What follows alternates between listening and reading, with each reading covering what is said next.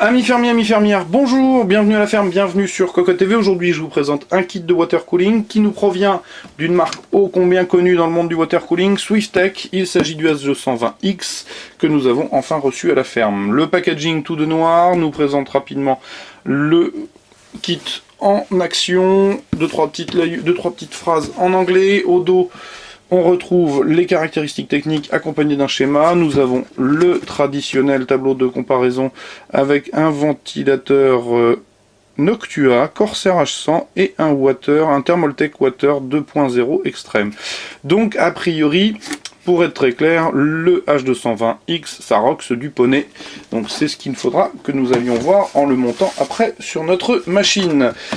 Le kit est accompagné d'un bundle assez conséquent. On retrouve le guide de montage normal, les griffes AMD, puisque là pour l'instant il est en Intel, trois petites plaques de couleurs qui vont permettre de modifier le rétroéclairage du waterblock, la visserie pour Intel, de la petite visserie pour le maintien d'un petit module que je vais vous présenter après, et encore de la visserie. Le module dont je parlais, le voici, le voilà, c'est un module de gestion PWM, donc vous le connectez côté alimentation avec ce SATA, et vous pouvez venir connecter tranquillement d'autres ventilateurs. Du coup tout est au même endroit, c'est plutôt bienvenu.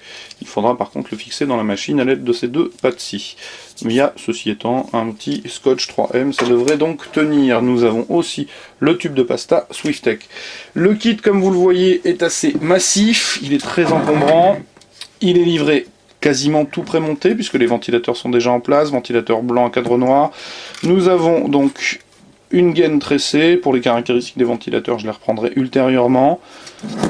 Swiftech, à contrario de la concurrence, a décidé que le radiateur serait accompagné du réservoir et de la pompe. La pompe est une MPC 30, je vous la présente.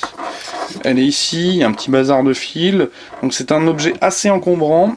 Il faudra avoir une grosse tour. Alors il n'est pas forcément plus long, hein, c'est un 240 mm, mais clairement de ce côté-ci c'est assez habillé. Donc deux gros tubes noirs qui rejoignent un waterblock. Les coudes dont j'ai pas parlé, Serflex vissé et liberté totale angulaire, donc des coudes Swiftech, hein, de bonne qualité, d'excellente qualité, de bonne qualité ça ne serait pas assez. Je pose tout ça. Le waterblock, donc pareil, coudé à 45, Serflex vissé, donc beaucoup de liberté de mouvement. Le waterblock, un apogée XL, je vous l'ai dit tout à l'heure. Donc on a une partie de plexi qui va s'illuminer, donc vous pourrez là déclipser et remplacer éventuellement pour avoir du vert, du rouge, du blanc. Donc clairement au niveau de la concurrence, bah là l'apogée est largement au-dessus d'un simple ensemble Maz pompe avec du plastique tout moyen. Ici c'est vraiment de la belle qualité, il n'y a rien à dire. Donc la griffe et la backplate pour justement Intel. La plaque froide en cuivre, vraiment du beau matériel, rien à dire. Le 3 pins pour illuminer tout ça. Alors, que puis-je vous apprendre au niveau des caractéristiques techniques? Je vais reprendre la boîte pour ça. Il est évidemment compatible Intel de 1155 à 2011, en passant par le 775 et le 1366, du côté d'AMD, FM1, FM2, 939, AM2, AM3+, etc., etc. Il est donc compatible avec tout. Que vous dire d'autre? Je vais tourner la boîte, spécifications techniques, donc 240 mm.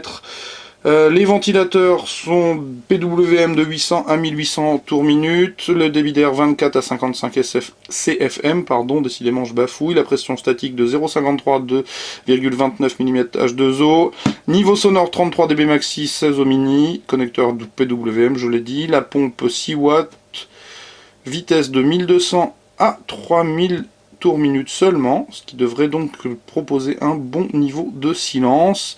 Et j'ai à peu près fait le tour, garantie 60 000 heures. Voilà, il ne nous reste plus qu'en fait à aller le monter. J'ai pas le tarif en tête parce que je vous cache pas que je ne l'ai pas regardé, mais à culpa. Ce que je vous propose, c'est tout simplement de revenir lire le test écrit dans lequel je le donnerai. Nous allons aller monter ça sur notre 9370 pour voir comment ça se comporte et ce que ça promet. a priori c'est du Swiftech, sans être présomptueux, on peut normalement espérer un bon niveau de performance dans un niveau de silence acceptable, parce que c'est toujours le problème des AIO, ça marche, mais qu'est-ce que ça peut casser les oreilles, excepté le H110, pour l'instant je n'ai rien trouvé de vraiment silencieux. Et le H110 n'est pas en mode extrême, il est en mode classique, en 5 volts, de façon à pas vous casser les oreilles. Peut-être que celui-ci va venir lui tailler des courbières. Il s'agissait donc du H220X sur Cocotte TV. Je vous souhaite, comme d'habitude, une très très bonne journée, et je vous dis à très bientôt. Au revoir.